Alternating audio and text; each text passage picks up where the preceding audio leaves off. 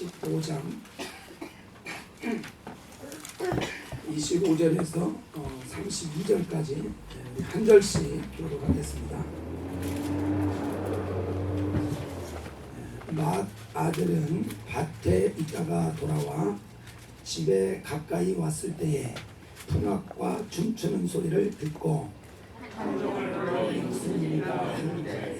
대답하되 당신의 동생이 돌아왔음에 당신의 아버지가 건강한 그를 다시 맞아들이게 됨으로 인하여 살찐 송아지를 잡았나이다 하니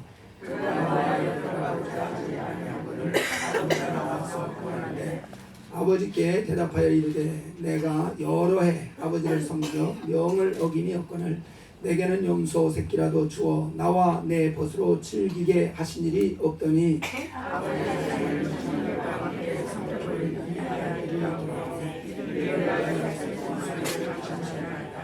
아버지가 이르되 예 너는 항상 나와 함께 있으니 내 것이 다 내 것이로되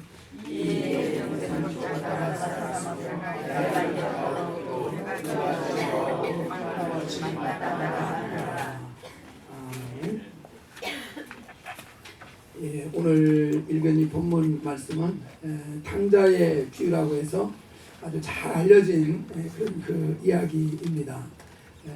이 지금 읽은 본문의 앞부분은 이 탕자 비유 중에서 이 작은 아들에 대한 그 이야기가 나오고 있습니다.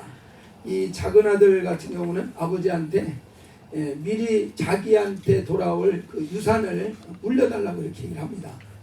원래 유산을 물려주는 것은 아버지가 이제 죽은 다음에 그 다음에 자식한테 물려주는 건데 이 작은 아들은 아버지가 정말 돌아가시기도 전인데 미리 달라고 했습니다.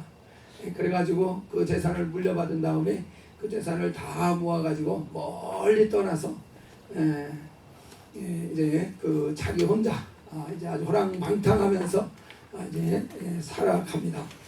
그러다가 얼마 안 있어서 재산을 전부 다 탕진을 해버리죠. 그래서 이제 먹고 살 게 없는 이런 그 지경에까지 이제 이르게 됩니다. 그래서 이제 취직을 하는데 이제 오늘날로 말하면은 이 양돈 농장에 취업을 한 것입니다. 그 양돈 농장에 가서 이제 돼지 치는 일을 하게 되는데 그것으로는 정말 입에 풀칠하기도 어려운 그 정도의 수입밖에 안 되는 것입니다. 그래서 정말 쥐염 열매, 돼지가 먹는 쥐염 열매라도 얻어 먹으려고 하는데 그것조차도 정말 구할 수가 없는 이런 상황. 그러니까 굶어 죽을 정도의 위기에 이제 아주 막다른 골목에 처한 것입니다. 그때서야 비로소 아버지를 생각하죠. 아버지 집에는 훨씬 정말 이렇게 넉넉한 이런 품꾼들도 많이 있는데 나 여기서 정말 굶어 죽게 생겼구나 그런 생각이 들으니까 정말 아버지 아들이라고 이렇게 인정을 받지 못하더라도 그냥 품꾼으로라도 그 아버지 집에 가서 지내는 게 더 낫겠다 이런 생각이 들어서 이제 아버지 집으로 다시 이렇게 돌아오게 됩니다. 이 돌아오는 이 작은 아들을 아버지가 먼저 발견하고서 아주 반갑게 맞아들이고 그 아들로서 이제 그를 이제 받아들이고 아들이 온 것에 대해서 아주 크게 잔치한다는 그 내용이 이제 앞부분에 있는 것이고 우리가 읽은 이 본문은 큰아들의 그 이야기가 나오고 있습니다. 이 큰아들 오늘 본문에서 보면은 표면적으로는 굉장히 착한 아들처럼 보입니다. 그렇지 않습니까? 25절에도 보면은 맏아들은 밭에 있다가 돌아왔다 이렇게 말하고 있습니다. 하루 종일 밭에 나가서 일하고 돌아오는 그런 모습을 보여주고 있습니다. 이 말 한마디만 봐도 이 아들은 굉장히 성실한 사람이라는 것을 좀 추측을 해볼 수 있습니다. 그것뿐입니까? 29절을 한번 보세요. 아버지께 대답하여 이르되 내가 여러 해 아버지를 섬겨 명을 어김이 없거늘 그렇게 얘기합니다. 아버지의 그 말씀을 어긴 적이 없다는 것입니다. 여러분보다 낫습니까? 덜 낫습니까? 아버지의 그 말씀을 어긴 적이 없다는 것이에요. 여러 해 동안. 굉장히 이 정도면 효자 아닙니까?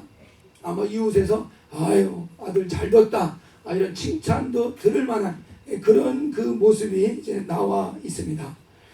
그래서 이런 그 표면적인 모습으로 보면은 뭐 이 큰아들은 뭐 흠잡을 데 없이 정말 효성스럽고 성실한 이런 그 아들인 게 틀림이 없습니다.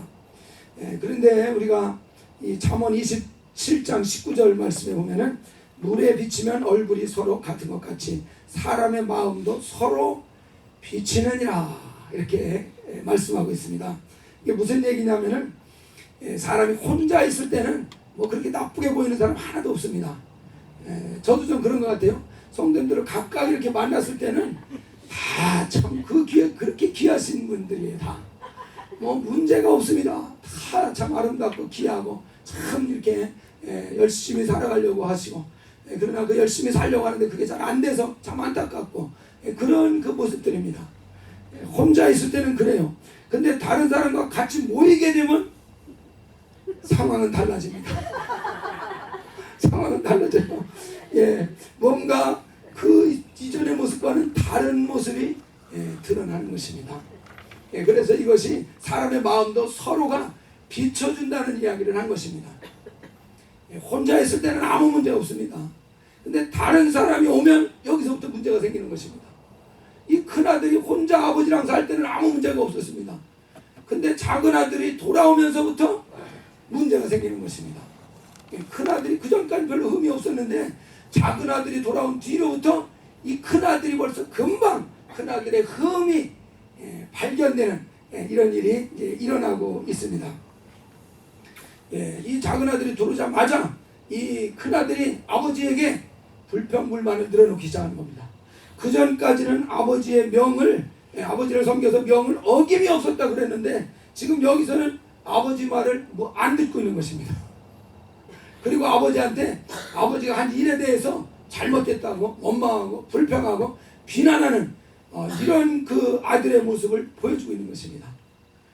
바로 작은 아들이 오니까 이렇게 큰 아들이 갑자기 타락한 것입니까? 아니면 그 전부터 이런 그 부족한 점이 원래 있었던 것입니까? 원래 있었던 것이죠. 근데 그게 드러나지 않고 있었던 것입니다. 거울이 아직 안 왔던 것입니다. 거울이 딱 들어오니까 그 모습이 그대로 비춰지는 이런 현상이 일어난 것입니다. 이렇게 큰아들이 원망하는 이유가 무엇입니까? 왜 갑자기 아버지 말도 안 듣고 아버지 하는 일에 대해서 딴지를 걸고 원망하고 불평하는 왜 이런 일을 하고 있습니까? 30절에 잘 나와 있죠. 29절 30절 보면은 29절 하반절에 보면은 계명 이거 섬겨서 명을 어김이 없었는데 내게는 염소새끼라도 주어 나와 내 것으로 즐기게 하신 일이 없었는데 아버지의 살림을 창녀들과 함께 삼켜버린 이 아들이 돌아오매 이를 위하여 살진 송아지를 잡으셨나이다. 자기를 대해주는 거와 자기 동생 작은 아들을 대해주는 그것이 뭔가 공평치 않다고 이렇게 느끼게 된 것입니다. 그래서 이제 작은 아들을 너무 잘 대해준 그것이 그에게 불만이 된 것입니다. 그냥 작은 아들이 들어왔을 때 큰 아들이 생각할 때 그 작은 아들을 작대기로 두드려 팼으면은 아마 큰 아들 마음이 좀 시원했을까요?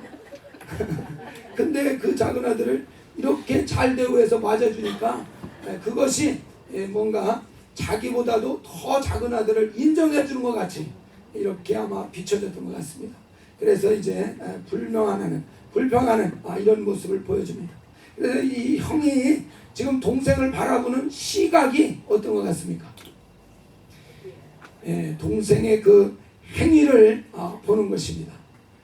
동생이 무슨 짓을 했나를 그것을 따지고 있는 것입니다. 바로 동생이 한 일, 행위에 대해서 이렇게 비난을 하고 있습니다. 근데 이것이 순수하지 못하다는 것을 알 수 있는 것은 만약에 동생이 금이 환영했으면 어떻게 반응했겠습니까? 동생이 먼 나라 가서 사업을 해가지고 대박이 나버렸어요. 그래가지고 그냥 어마어마한 세계 그 제일 갑부가 돼서 떵떵거리는 모습으로 아버지 집에 왔으면 형이 기뻐했을까요? 아마 그렇지 않았을 것입니다. 아마 그때도 뭔가 기분 나빠했을 것입니다. 10중 팔고 그랬을 것입니다. 지금 이렇게 나타내는 반응 보면 그렇습니다. 그래서 형을 분명히 이 형으로서 동생의 향한 어떤 그 시기 질투가 그에게도 있는 것을 볼 수 있고, 그래서 동생의 그 행위를 이제 따지고 드는 이런 그 모습을 보고 있습니다. 근데 아버지는 뭔가 다른 눈으로, 다른 시각으로 그 아들을 보고 있습니다. 31절 32절에 나와 있죠.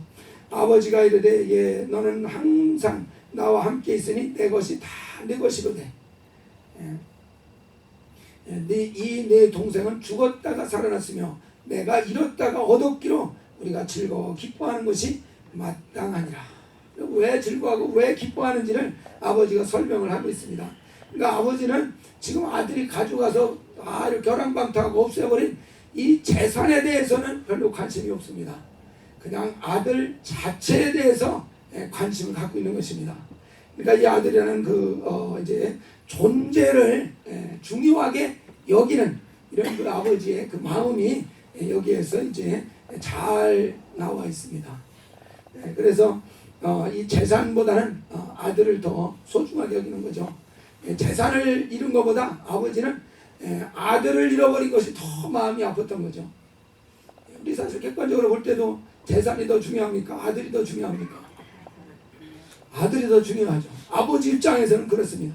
형의 입장에서는 뭐 안 그럴지 몰라도 아버지 입장에서는 재산보다 아들이 더 중요한 것, 어찌 보면 당연한 이야기입니다.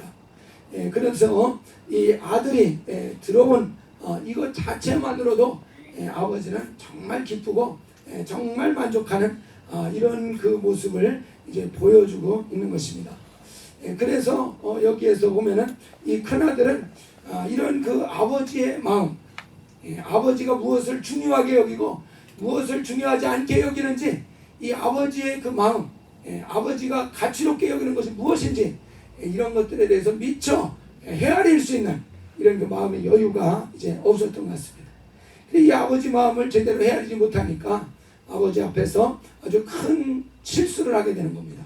죄를 짓게 된다 이 말입니다. 같이 기뻐해주고 같이 즐거워해주면은 참 아버지가 더 기뻤을 텐데 이제 아버지한테는 새로운 고민이 생긴 것입니다. 누구 때문에요? 큰아들 때문에 새로운 고민이 생긴 것입니다. 그래서 이 아들이, 큰아들이 이제 아버지의 마음을 잘 이해하지 못하기 때문에, 아버지가 무엇을 중요하게 여기고 무엇을 중요하지 않게 여기는지 이 아버지 마음을 잘 이해하지 못하기 때문에 아주 큰 실수를 하고 아버지 앞에 큰 죄를 범하는 이런 문제가 생기고 있는 것을 여기에서 이제 보게 되는 것입니다. 우리 성도님들은 어떻습니까? 예수 믿기 이전에는 작은 아들의 입장이었습니다. 그래가지고 정말 이 작은 아들이 아주 그냥 굶어 죽을 지경에 이런 그 막다른 골목에 처해 있을 때 아버지께로 돌아온 것처럼, 아마 대부분의 경우에는 인생에 있어서 막다른 골목에 처했을 때 주님께로 돌아오는 이런 그 일을 이제 했을 것입니다. 그래서 아버지께로 돌아왔을 때 하나님이 정말 값없이 그 죄를 용서해 주시고 맞이해 주시는 것, 그리고 우리 죄를 대신해서 예수께서 십자가에서 피 흘려 주신 것, 이 은혜를 깨닫고서 정말 감격하는 이런 그 경험을 아마 가지셨을 것입니다. 그래서 우리가 이제 작은 아들의 입장에 있어서 돌아왔습니다. 그러면은 이제는 어떤 위치에 있느냐? 이제 큰 아들의 입장에 있는 상황인 것입니다. 이제 집에 와 있는 거 아닙니까? 이렇게 교회에 나오고 있는 거 아닙니까? 그래서 우리가 이 큰 아들의 입장에 지금 있을 때에 주의해야 될 것이 한 가지가 있다는 사실입니다. 그것이 뭐냐면은 우리가 집에 이제 왔으니까 안심할 일이 아니라 이제는 아버지의 마음을 정확하게 잘 헤아릴 줄 아는 자녀가 되어야 된다는 것입니다. 그래서 아버지의 마음을 헤아리지 못하고 아버지가 무엇을 소중하게 여기고 무엇을 소중하지 않게 여기는지 이런 아버지의 그 마음을 잘 이해하지 못하면은 어떻게 되겠습니까? 여기 본문에 나오는 큰아들과 같은 그런 실수, 그런 죄를 우리도 범하지 않을 수 없을 것입니다. 그래서 우리가 회개하고 주님 은혜를 받은 자가 되어졌다면 이제부터는 아버지의 그 마음을 정확하게 잘 이해할 수 있는 자가 되기를 주의 이름으로 축원합니다. 어떻게 하면 우리가 아버지 마음을 이해할 수 있을까요? 아버지 마음을 어떻게 알 수 있습니까?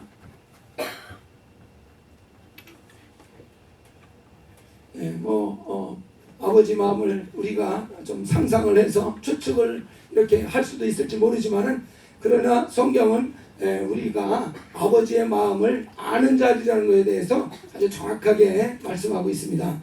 우리 한번 고린도전서 2장을 보겠습니다. 고린도전서 2장 16절입니다.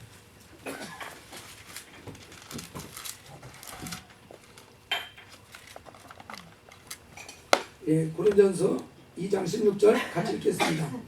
누가 주의 마음을 알아서 주를 가르치겠느냐? 그러나 우리가 그리스도의 마음을 가졌느냐? 누가 주님의 마음을 알아서 주를 가르치겠느냐? 누가 주님 마음을 알 수 있겠느냐? 그러면서 그 다음에 하신 말씀이 뭡니까? 우리가 그리스도의 마음을 가졌느니라. 우리가 이미 그리스도의 마음을 소유하고 있는 자들이라고 말하고 있습니다. 그리스도의 마음을 여러분 가지셨습니까? 무엇을 염두에 두고 하는 말씀이겠습니까? 우리가 요 앞에 이제 10절 말씀을 보시면은, 오직 하나님이 성령으로 이것을 우리에게 보이셨으니 성령은 모든 것 곧 하나님의 깊은 것까지도 통달하시느니라. 하나님의 그 깊은 속 사정까지도 완전히 아시고 계시는 분, 완전히 하나님의 사정을 통달하고 계신 분이 누구십니까? 성령이시라고 나오지 않습니까? 그러니까 성령을 받은 사람은 어떤 사람입니까? 아버지의 마음을 아는 사람이다, 가진 사람이다, 이렇게 말하고 있는 것입니다. 그래서 성령은 하나님의 깊은 것이라도 다 알고 계신 분이기 때문에, 그러니까 우리가 성령을 받았다는 것은 아버지의 깊은 속 사정까지도 다 헤아리고 다 알 수 있는 그런 사람이 되었다는 것을 의미한다는 것입니다. 여러분, 성령을 받으신 분 아멘 합시다. 아멘. 아버지의 마음을 아시는 분 아멘 합시다. 이것이 같이 간다는 사실입니다. 성령을 받은 사람은 아버지의 마음을 가진 사람이라는 것입니다. 그래서 아버지의 마음을 충분히 알 수 있는 그런 조건을 가지고 있는 사람이다. 그런데 왜 아버지의 마음을 충분히 우리가 헤아리는 그것이 잘 되어지지 않고 있는가? 그것은 그만큼 성령에 더욱 충만하게 감동되어질 필요가 있다는 것을 말하는 것입니다. 우리가 성령을 받아도 보면은 자기 만족 수준으로 성령을 이렇게 체험하고 많은 그런 경우가 많은 것 같습니다. 자기가 만족한, 야, 성령이 이런 것이구나. 그래서 그냥 성령의 어떤 그 맛을 보는 수준으로 끝나는 경우가 참 많은 것 같습니다. 아, 성령이라는 것이 이런 것이구나 하는 정도로 성령을 체험하고 끝내버리는 것입니다. 그러나 성령은 우리에게 오신 이유가 아버지의 마음을 가르쳐 주려고 오셨다는 것입니다. 아버지의 영이시니까, 하나님의 영이시니까 하나님의 그 사정을, 하나님의 마음을 알려주려고 성령은 오셨다는 것입니다. 그래서 하나님의 마음을 아는 데까지 정말 나아갈 수 있도록 내 영혼이 성령에 감동되게 해주시옵소서. 이렇게 기도하시기 바랍니다. 아멘. 그 마음을 깨달을 수 있는 데까지 내가 나아갈 수 있게 해주시옵소서. 성령으로 충만하게 해주시옵소서. 그래서 성령으로 정말 감동되어서 우리가 무엇보다도 이 아버지의 마음을 깨닫게 된다면 모든 것을 이제는 아버지의 눈으로 볼 수 있습니다. 아버지의 마음으로 헤아릴 수가 있습니다. 그러면은 그 심령은 정말 아버지의 뜻을 이루는 사람으로 나아갈 수 있을 것입니다. 아버지의 뜻을 이루는 그 삶을 살 수가 있다는 것입니다. 방언 기도를 우리가 성령 받으면 방언을 말하는 이런 은사가 이제 열립니다. 그래서 이 방언을 이렇게 우리가 기도를 할 때, 바울 같은 경우는 누구보다도 방언을 더 많이 말했다고 이렇게 고린도서 14장에서 가르쳐주고 있습니다. 많은 것을 바울이 보았지 않습니까? 많은 성경의 말씀들을 알고 있지 않습니까? 그럼 방언 기도 그만해도 되지 않습니까? 근데 누구보다도 방언을 많이 말한 것을 하나님 앞에 감사한다고 그러고 있습니다. 왜 방언을 많이 이렇게 방언 기도를 많이 했겠습니까? 그 기도 가운데에서 하나님 아버지의 마음을 이제 체험하게 되는 역사가 그에게 일어났을 것입니다. 그래서 한번 방언을 많이 깊게 한번 해보십시오. 1시간이고 2시간이고 3시간이고 방언으로 계속 기도해 보십시오. 어떤 것이 옵니까? 아버지의 마음이 확 오는 거, 그런 거 체험 못하셨습니까? 그냥 마음이 확 감동돼 가지고 그냥 아버지가 알아주는 거예요. 아버지의 그 마음이 내 안에 확 오는 거, 그런 거 여러분 다 체험해 보셨죠? 그것이 항상 우리 안에 그 감동이 사라지지 않도록 하기 위해서 바울은 누구보다도 더 많이 방언으로 기도하는 일을 한 것입니다. 그래서 이제 그 생각을 할 때 이제 생각이 나는 것이, 우리가 이제 날이 추워져 가지고 히터를 틀지 않습니까? 근데 이게 차가 시동 걸고 히터를 틀으면은 바로 뜨거운 바람이 안 나옵니다. 엔진이 좀 공회전이 좀 되든지 조금 이제 더워져야 이제 뜨거운 바람이 나오지 않습니까? 그런 것처럼 이 방언을 시작하면은 제가 볼 때도 금방 아버지의 마음이 확 내 영혼에 이렇게 감동으로 다가오는 그러지는 않은 것 같습니다. 좀 영혼이 좀 열이 올라야, 그래야 그 뜨거운 바람이 나오듯이 하나님의 영의 감동이 일어나고, 그래서 그 아버지의 심정을 우리가 경험할 수 있고 체험할 수 있는 이런 수준으로까지 올라가게 되는 것을 봅니다. 그래야지 그 마음을 우리가 깨달아야지 그 아버지 눈으로 정말 볼 수 있고 아버지의 마음으로 영혼들을 바라볼 수 있습니다. 그러면은 그 사람은 아버지의 뜻을 이루는 이 삶이 분명하게 정말 확실하게 이루어지게 될 것입니다. 주님 앞에 쓰여지는 삶이 가능해진다는 사실입니다. 그래서 우리가 무엇보다도 이렇게 아버지의 마음을 우리의 영으로 분명하게 알고 정말 분명하게 이제 정말 체험을 해서 이제 아버지의 뜻을 따라서 이제 나아갈 수 있는 이런 장성한 신앙인이 되어질 수 있기를 주의 이름으로 축원합니다. 오늘날 우리가 정말 이것이 너무나 필요하다는 것을 많이 삶 속에서 느끼지 않습니까?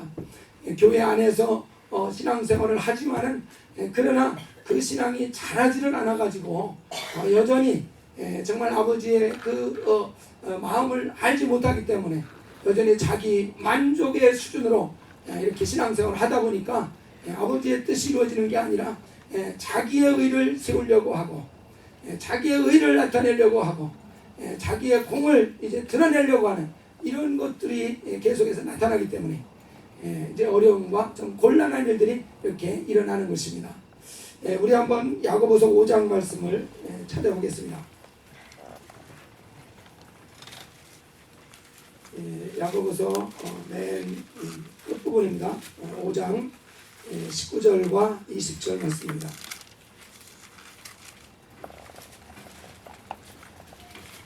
야고보서 5장 19절 20절 한번 같이 읽어보겠습니다. 내 형제들아, 너희 중에 미혹되어 진리를 떠난 자를 누가 돌아서게 하면 너희가 알 것은 죄인을 미혹된 길에서 돌아서게 하는 자가 그의 영혼을 사망에서 구원할 것이며 허다한 죄를 덮을 것이니라.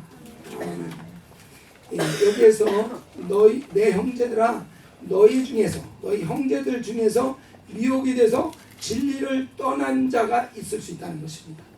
바로 그런 사람들을 다시 돌아서서 진리 가운데로 돌아오도록 이렇게 하는 그 일이 무슨 의미가 있느냐? 20절에서 설명을 하죠. 너희가 할 것은 죄인을, 이 죄인이라는 것은 미혹돼서 진리를 떠난 사람들을 얘기하는 거겠죠. 그래서 진리를 떠난 사람들을 그 미혹된 길에서 다시 돌아서게 하는 이것은 그 영혼을 사망에서 구원하는 것이 된다 그랬습니다. 불신자를 신자로 이끄는 것도 분명히 사망에서 생명으로 이끄는 그런 그 작업입니다. 그런데 여기에서는 진리에서 떠난 그 사람을 다시 돌이켜서 진리에 서게 하는 그 일을 한다면은 그 사람도 사망에서 영혼을 건져내는 그런 그 의미가 있다는 것을 여기에서 잘 가르쳐주고 있습니다. 그리고 또 허다한 죄까지도 다 이제 해결해주는 이런 의미가 있다는 것을 잘 설명해 주고 있습니다. 그래서 오늘날 교회 안에서 생활을 하고 있지만은 참으로 장성하게 되는 이런 의의 복음을 우리가 잘 이해하지를 못해서 그냥 은혜 받았기 때문에 은혜로서 모든 것이 다 해결되는 것처럼 이렇게 생각을 해가지고 오히려 은혜 받지 못한 사람보다도 더 정말 부족한 이런 모습들까지도 연출하는 그런 경우가 있는 것을 봅니다. 바로 이러한 정말 교회의 모습들을 오늘날 많이 이렇게 보게 되는데 바로 이런 교회에 정말 필요한 말씀이 무엇보다도 이 의의 복음, 의의 말씀이라는 것을 분명하게 깨닫게 되는 것입니다. 그래서 이 교회에 정말 필요한 이 의의 말씀, 우리를 장성하게 해주는 이 의의 말씀을 우리가 또한 잘 가르치고 정말 전해줌으로써 교회를 온전케 한다 그러면은 이것도 정말 사망에서 생명으로 옮기는 이러한 일을 한 것과 동일한 일을 한 사람이 될 것입니다. 믿지 않는 사람을 믿는 곳으로 이끌어내는 그 일 못지않게 바로 이렇게 의의 말씀을 통해서 장성한 신앙으로 이끌어주는 이것이 정말 똑같은 귀중한 일이라는 것을 우리 이 야고보서는 우리에게 잘 말해주고 있는 것입니다. 그래서 우리가 오늘날 정말 교회가 이 의의 말씀을 통해서 바로 잘 세워지게 하는 이 일들을 필요로 하는 이때에 우리에게 이러한 의의 말씀이 무엇인지 영원한 복음의 말씀이 무엇인지 이것을 우리에게 열어주셨습니다. 무엇을 의미하는 것이겠습니까? 하나님께서 우리에게 사명을 맡기시는 그런 일인 줄 믿습니다. 그래서 우리가 먼저 의의 말씀을 통하여서 정말 의를 잘 이룰 수 있는 사람, 선악을 분별할 수 있는 이런 능력을 갖출 수 있는 이런 믿음의 사람이 될 수 있기를 바랍니다. 아멘. 정말 선한 것이 무엇인지 악한 것이 무엇인지를 분별할 수 있어야 됩니다. 이거 분별하지 못하면 생사람을 잡습니다. 무슨 말인지 아시죠? 생사람을 잡습니다. 그냥 막 형제를 정죄하고 심판하고 그러는 일들을 하는 것입니다. 그래서 그 안에 여전히 악한 자가 정말 주장하고 있는 그 부분을 우리가 정확하게 잘 분별하면 정말 긍휼히 여길 대상을 긍휼히 여길 수 있고 정말 미워하고 심판해야 될 자를 심판할 수 있는 그런 능력을 가지게 될 것입니다. 아멘. 그렇게 될 때에 제대로 선과 악을 분별할 수 있는 그런 능력을 가진 사람입니다. 이런 선악을 분별할 수 있는 올바로 분별할 수 있는 눈이 길러지고 나면 정말 다른 사람을 도울 수 있는 이런 사람으로 하나님이 써주실 줄 믿습니다. 아멘. 바로 이 사람이 자기 눈에서 들보가 빼어진 사람이고 이렇게 들보가 빼어진 사람은 다른 사람의 티를 이렇게 처리해 줄 수 있는 이런 사람으로 하나님이 사용해 주실 것입니다. 아멘. 그래서 우리가 정말 지난주에도 우리가 부흥사경회를 통해서 이 의의 말씀을 분명히 잘 들었습니다. 그래서 이 말씀을 통해서 우리가 선악을 분별할 수 있는 그 능력이 더욱더 온전하게 이렇게 준비가 되어졌을 줄 믿습니다. 맞습니까? 예, 정말 선이 무엇인지 악이 무엇인지를 너무나 눈으로 확연히 볼 수 있게 나타내 주지 않았습니까? 확연하게 볼 수 있게 만들어주지 않았습니까? 우리 믿는 사람이라 할지라도 정말 그 믿는 사람을 주관하는 그 존재가 성령 하나님이 아니라 여전히 죄의 그 존재가 우리를 지배하고 주관해가지고 죄를 짓게 하고 정말 이렇게 부족하게 만드는 그런 모습으로 우리를 이렇게 끌고 다니는 것을 정말 드러나게 이렇게 볼 수 있게 되지 않았습니까? 바로 악한 자가 있다는 것이고 바로 이 악한 자가 우리의 원수라는 것을 우리가 분명히 알았습니다. 그래서 정말 이것을 선과 악을 제대로 잘 분별할 수 있는 그 능력은 하나님의 성령께서 주실 줄 믿습니다. 아멘. 성령으로 감동되어지면 이게 원수가 이렇게 하는 짓이었구나. 원수가 우리를 방해하는 일이었구나. 속이는 일이었구나 하는 것이 점점 더 선명하게 드러날 것입니다. 그래서 아마 자기가 살아가는 중에도 아마 그게 구별이 더 잘 될 겁니다. 전에는 다 그냥 내가 하는 것으로 알았는데 아니라는 것을 아마 깨달을 것입니다.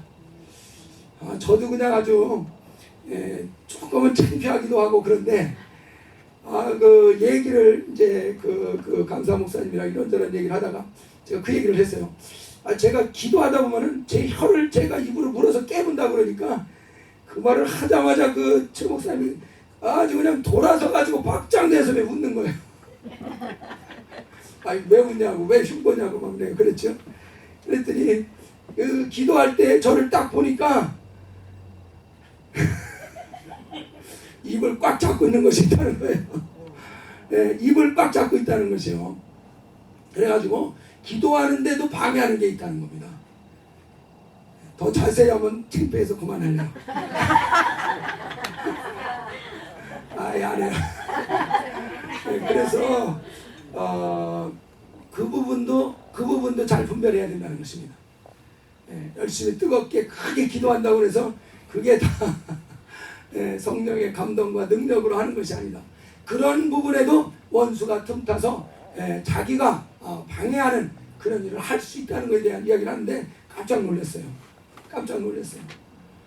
그래서 가만히 생각을 해보니까 이게 정말 방해받는 것이었구나. 이 아구가 약해서 조금만 입을 벌리면 이게 빠지고 이게 좀 뭔가 정상이 아니거든요. 이런 것도 이게 원수가 잡고 있어서 그런 현상이 있었구나. 그리고 이제 다 작은 것이지만 이해가 되는 것입니다.